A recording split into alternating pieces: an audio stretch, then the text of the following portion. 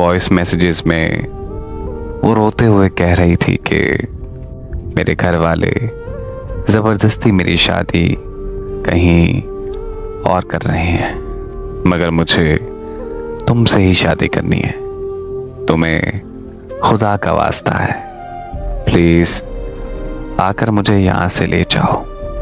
उसका voice message सुनकर मैंने उसे कॉल की, मगर उसका नंबर बंद जा रहा था। तो मैंने अगली सुबह की फ्लाइट पकड़ी और पाकिस्तान वापस आ गया। उसके घर गया तो उसके भाइयों से मेरी लड़ाई हो गई। सारा मोहल्ला इकट्ठा हो गया, यहाँ तक कि पुलिस भी आ गई।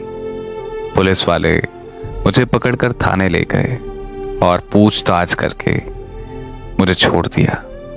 जब मैं थाने से घर आया तो मुझे उसकी कॉल आ गई और वो मुझे कहने लगी कि मेरी शादी मेरी रजामंदी से ही हो रही है।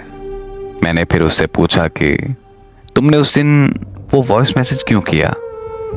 तो वो मुझे कहने लगी कि बस मैं ये चाहती थी कि तुम मुझे बेवफा ना समझो, मगर मुझे क्या पता था कि तुम पाकिस्तान आ जाओगे। फिर वो मुझे कहने लगी कि जिससे मेरी शादी हो रही है वो मेरा कज़न है और हम दोनों एक दूसरे से बेहद मोहब्बत करते हैं। तुम प्लीज़ हमारी शादी को ख़राब मत करो और वापस लौट जाओ। और इस तरह उसकी शादी के एक दिन बाद मैं पाकिस्तान छोड़कर वापस आ गया। 2 साल बाद जब मैं पाकिस्तान शादी करने के लिए आया तो शादी की शॉपिंग करते हुए मुझे उसकी अम्मी मिल गई। तो उन्होंने मुझे बताया कि मेरी बेटी के साथ बहुत बुरा हुआ है। उसका शौहर उसे शराब पीकर रोज मारता था, उसे गालियां देता था। हालांकि हमने तो इस वजह से शादी की थी कि वो तो हमारा खून था, लेकिन अफसोस के साथ कहना पड़ रहा है कि वो हमारा खून नहीं बल्कि एक दरिंदा निकला।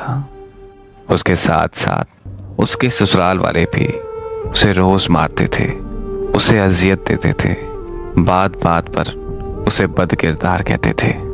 मेरी बेटी से नौकरों की तरह काम लेते थे। मेरी बेटी ने बहुत सब्र किया, लेकिन उसके बाद वो हिम्मत हार गई।